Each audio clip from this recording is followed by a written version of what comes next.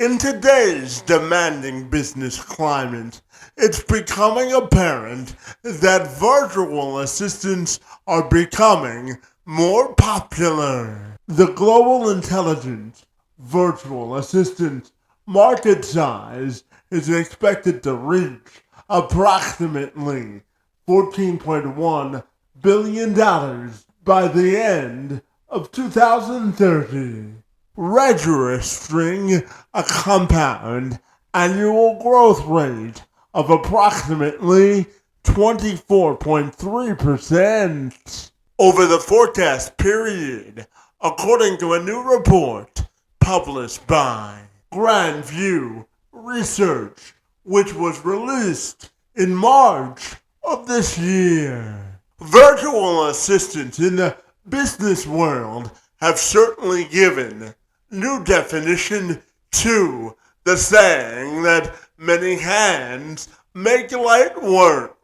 With the emergence of technology today, it allows business owners to utilize virtual assistants like never before, making their workdays shorter and giving them their time and, in many cases, their sanity back.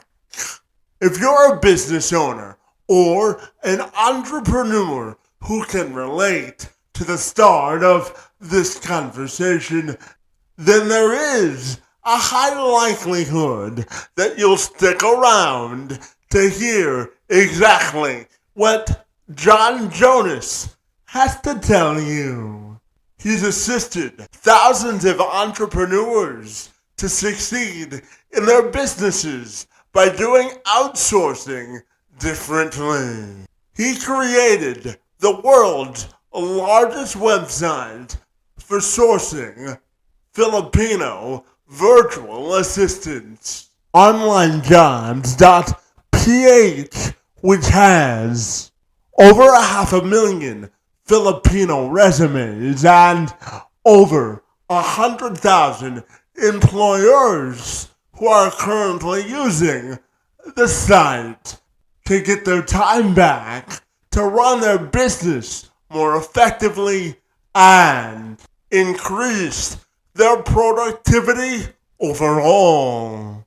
Jonas joined me this week to talk about the value of virtual assistants, how they can make the operational cost of a business seem more seamless, and so much more. I'm Kevin McShann. Let's have this conversation.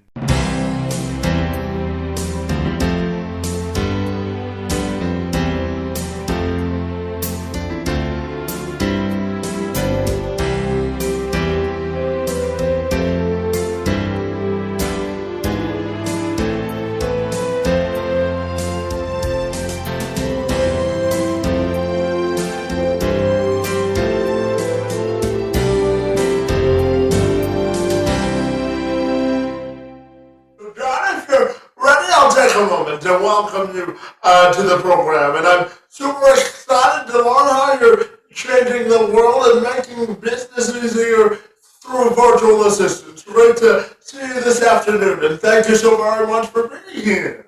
Yeah, thanks for having me. I'm excited. Absolutely. Now, John, I know that I don't have to tell you that the demands on entrepreneurs and business owners' time in today's sort of business climate is stretched a little bit thin, and you tell me that virtual assistants can make their lives easier, my friend. And I know that you've created a site that allows people to access Filipino virtual assistants at a click of a mouse. I'm wondering if we can start our conversation by you explaining who you are and what makes you so fabulous, my friend. I'm not sure anything makes me fabulous, but so I, first of all, I'm a husband. I'm a father. I am a disciple of Jesus Christ. I am an entrepreneur. I am a mediocre golfer. I am an avid backcountry skier and cyclist. This is a little bit about me. I discovered the Philippines in like 2005 as by accident. It wasn't, I didn't set out to teach people this stuff. I just needed help in my business, and I got some good advice for why I should go to the Philippines versus other places. And I had tried other countries, and it was a shocking difference in the Philippines from what I had experienced elsewhere. And that was kind of where my journey started. That's how I hired my first people, and it kind of moved from there. Fabulous. And tell me about the site that you've created. I know it's the world's largest sort of research for virtual assistants, so that employers can make their days a little bit shorter and get their time back. So tell me about Onlinejobs.ph and what it's all about, my friend. So Onlinejobs.ph was created out of necessity for myself after a number of years of working with an agency and hiring people through them, which the agencies, I don't want to say a ton, but their incentive structure is not to find you someone great. Even though that's what it seems like their incentive would be. So after a number of years of working through an agency and having people work for me, I was just frustrated and I wanted a better way to find people. And so I designed what I wanted to find people. I just thought I want to be able to find people on my own. I want to be able to interview them. I want to be able to look through resumes. I want to be able to see what talent exists and then hire someone based off of that. And so I went back to the agency and hired a programmer through them. And with that programmer, I started working on building a job board, which I bought the domain onlinejobs.ph, and which is .ph for the Philippines. And so we built this job board, and it's kind of like Indeed.com, but just for the Philippines. And so employers around the world can go on and post a job, and Filipino workers will apply to that job, or you can proactively search the resumes and narrow it down to the skills you're looking for, and then contact people and see if they're available for work. And it's really just a big virtual job board for finding talent for your business. And I didn't intend it to be what it is now. I didn't intend for millions of Filipinos to join, and we've had over 500,000 employers use it. I intended it for myself. When I built it, I had hoped that maybe I could get a couple hundred profiles into it, and now we're well over 2 million profiles. And it's just a really easy way for people to find exceptional talent that also has the cultural advantages of the Philippines. Yeah, absolutely. And John, tell me, for any business owner or entrepreneur who may be watching or listening to our conversation today, what are the advantages of hiring a virtual assistant, and how can they help you get your time back?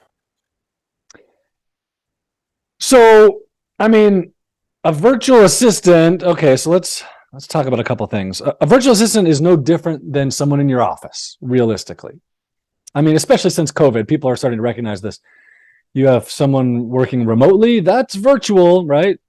No, the part that I don't like about this is the assistant word. So years ago, I stopped calling them virtual assistants because assistant is associated with a secretary. It has this connotation, especially virtual assistant has this connotation that it's like a data entry person. And that's all they can do, and they're not that smart, and they can only really just follow directions, and not is who I hire, and it's not who you want to hire. And so years ago, I started recognizing like, oh no, I'm just hiring really talented people.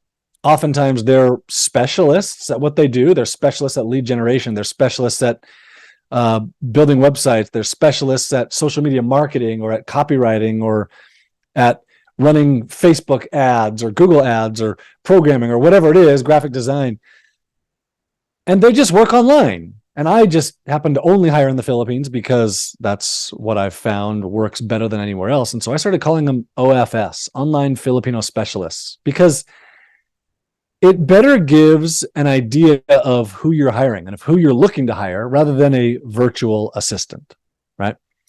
So your question is, how can someone get their time back? Well, I mean, when you understand that you can find just about any skill that you need, realistically, it shouldn't take you more than a couple hours to hire that person, like a couple hours, like minutes a day for a few days, a couple minutes a day. And you can hire any talent you want. Like you could hire a super specialized programmer or whatever programming language you want, or you can hire a really specialized video editor, or you can hire someone who knows your software. Sorry. So you can hire someone who knows your software system, that your bookkeeping system, whatever it is that you're looking to hire for. Man, you can get so much off of your plate so quickly. And I mean, salaries in the Philippines are, $400 a month for full-time work up to like $2,000 a month for full-time work. And, obviously at $400 a month, you have lower end, and at 2,000, you have really high end people and highly skilled people. So, for getting your time back, man, it's just like hiring an employee in the US and handing things off to them, but without the employee issues. They're an independent contractor, period. There's no way to make them an employee if they're in the Philippines and you're in the US. So yeah, it certainly cuts down on the stress of managing more manpower from a personal perspective, for sure. And John, one of the reasons I was excited to talk to you, buddy, is I want to tell you a little bit about myself. So first of all, I was born with what's called spastic quadriplegia cerebral palsy. Simply means that I don't have enough oxygen in my legs to walk normally, buddy. And I'm coming to you today from Canada, buddy, where I served in winter in Essex County as the first regional ambassador for a project called the Discoverability Network for the province of Ontario. I was the first regional ambassador for the Discoverability Network, and what that is,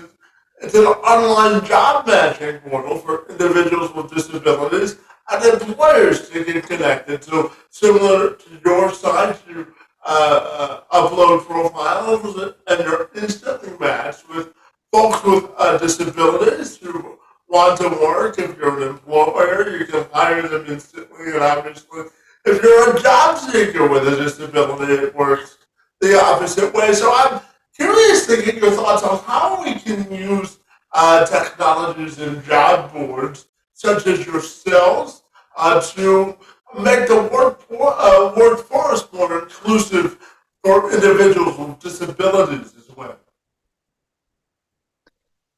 I've never been asked this question. Wow. I mean, the site that you are an advocate for sounds awesome.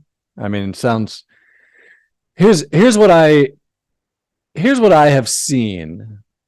For so many people, they don't know how to find the talent that they need. Like, you just don't know what to do. It seems so daunting to go to Indeed, and then you have, you're looking for someone or you're going to find someone that wants to make $150,000 a year, and you can't really afford that. And it's so difficult. And so when you come across a site that will allow you to find the talent that you need and rates are affordable, that's a big, big deal. And I don't know what it's like with the disability site. I would imagine that people, wherever they're living, they're looking to make comparable wages to whatever's around them, right? But just the fact that you can go onto a website and search for the skills you need and find people really, really quickly it's changing. Like, it's game changing for business owners, and I see it every day. And like I watch people's eyes open and their minds just open, and they start have the lights just start going off all over the place as they see, oh my gosh, I could find someone to create this marketing material for me. Wow, that's amazing. Oh, I could find someone to make phone calls for me. That's amazing, and it's affordable, and I can see that they're super talented, and it can work really, really well. Yeah, absolutely. And, John, I'm wondering if you can tell me about your time in college, because I know that your definition of a normal job is different than most people, and really sort of shapes the work that you're doing now. So I'm wondering if you can harken back to your college days and tell me why they made such an impression on you, my friend. So in college, I mean, I was just a normal college student. I wasn't a normal college. I was at BYU, Brigham Young University. I'm a member of the Church of Jesus Christ of Latter-day Saints, the Mormons, Mm-hmm. and we don't drink. And so we didn't have parties. I mean, we didn't have drinking parties. We had parties, but they weren't the same, right? My college days were pretty boring. I got married when I was in college. I had two kids before I was out of college. Um, Graduating from college just meant I had to get a job, and I wasn't super excited about getting a job, although I knew I had to because I didn't have another way to make money.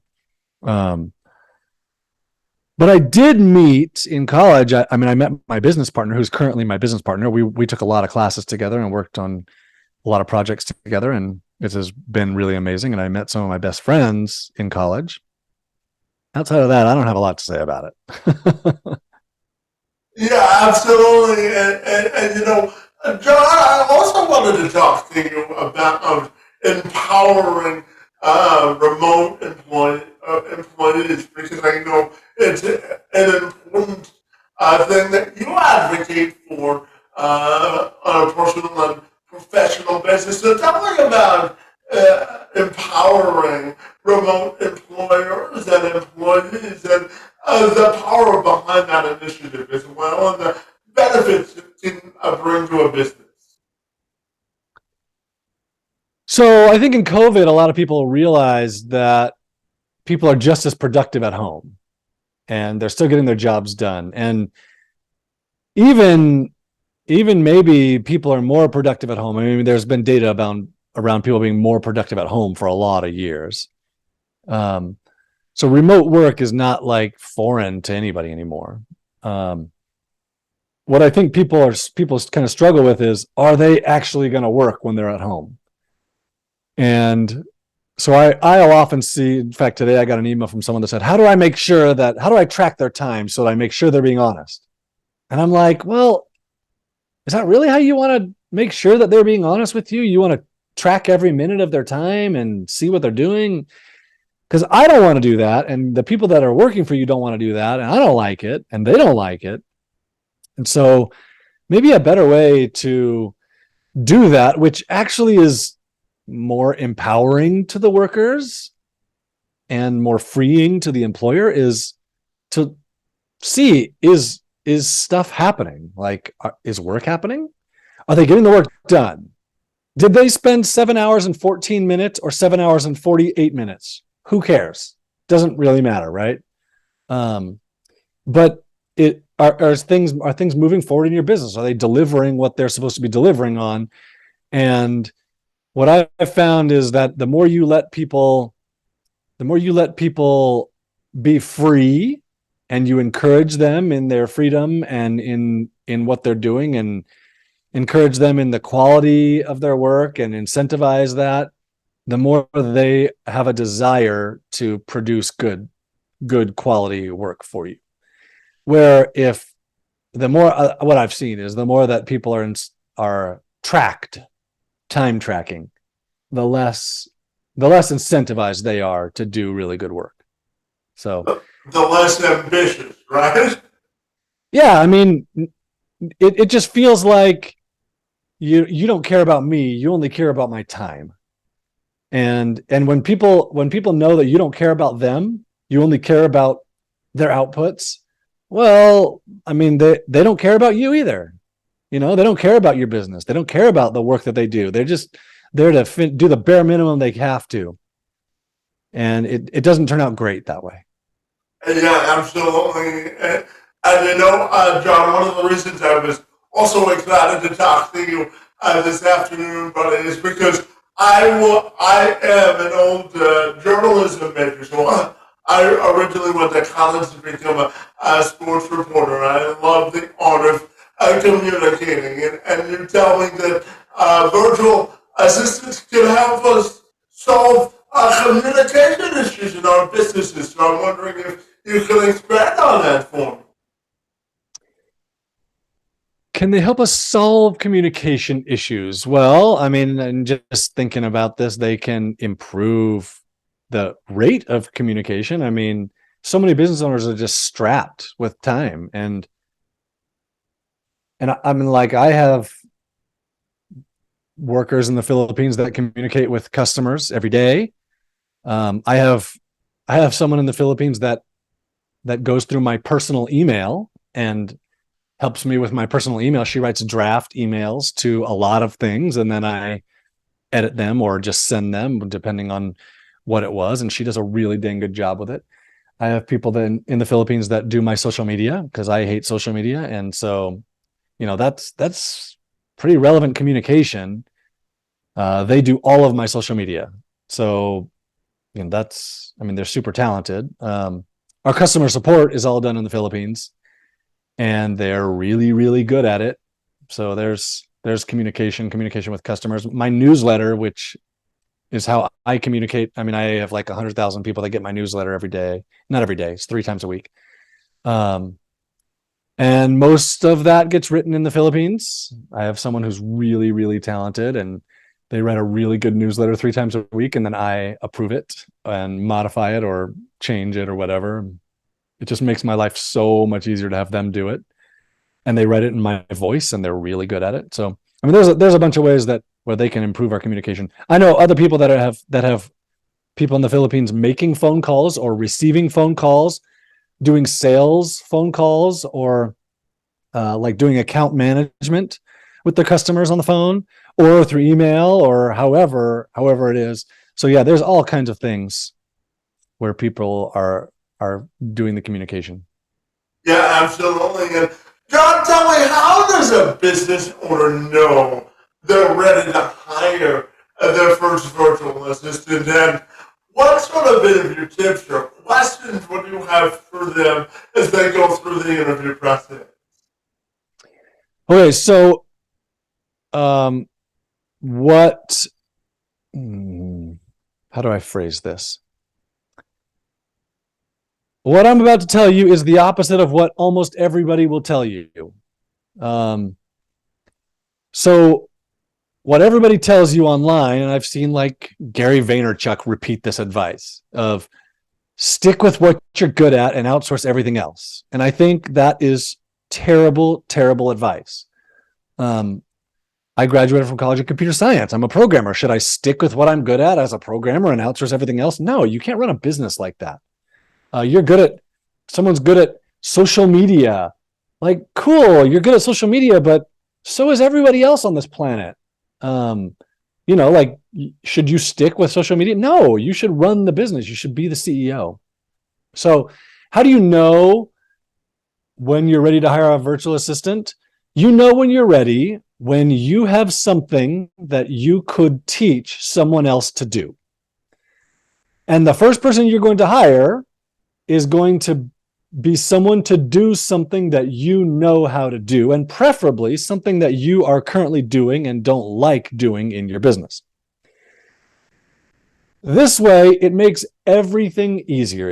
If you hire someone to do something to get something off of your plate, rather than hiring someone to do something that you don't know how to do, it frees up your time, which is the most precious resource for any business owner, any entrepreneur, is your time. So like, yes, I know you want to improve your website, and that's cool. You can hire someone to do that. But more importantly would be to hire someone to do something that you can teach them to do, that you are doing. Get that thing off of your plate first. Free up some time which will make you so much more effective at anything else you do in your business, including hiring that next person to deal with your website. So the answer is when you have something that you feel like you could teach someone else to do, you're ready to hire someone. And the first thing you're going to hire someone to do is something that you know how to do, because you know exactly what to write in the job description. You know what skills you're looking for. You know what questions to ask in the interview process. You know what success looks like. You know how to provide them some training, because you're going to have to provide training. You know what the outcomes look like. You know what feedback looks like. It just makes it makes your success so much easier. And then you're getting the most precious thing, which is time.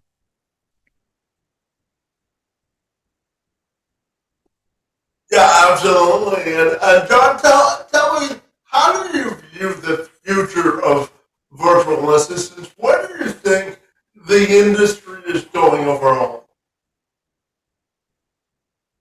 So I'm not super good with future predictions. I never really have been.